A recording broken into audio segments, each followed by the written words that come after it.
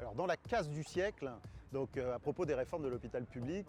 on revient sur 30 ans de réformes, en forme donc de casse de l'hôpital public, et dont le mouvement des urgences est aujourd'hui un exemple. Mais disons que le mouvement des urgences est un des symptômes d'une crise plus générale.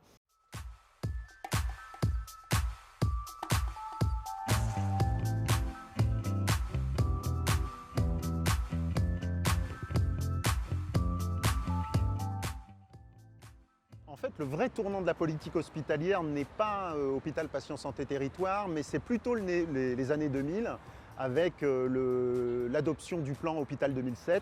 et la tarification à l'activité. C'est-à-dire qu'on a assisté à un tournant vraiment néolibéral de la politique hospitalière et on est passé effectivement à, disons, au modèle de l'hôpital entreprise qui s'est imposé, c'est-à-dire l'idée qu'on ne finance plus une structure publique, mais qu'on finance, l'argent doit suivre le patient et qu'on doit rentrer dans une logique de business plan, de part de marché, de productivité accrue. Dans le livre, on analyse la difficulté des soignants et pas seulement des médecins à faire barrage aux réformes qui se sont multipliées ces dernières années par des propriétés qui sont spécifiques à l'hôpital.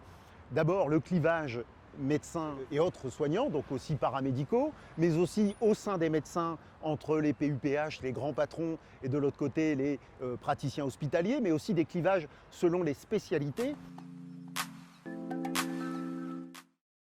Il y a une grande continuité, et ça la science politique l'a bien montré dans les politiques de santé en général, mais dans les politiques de santé en France, c'est que les politiques hospitalières et les politiques de santé survivent aux alternances politiques.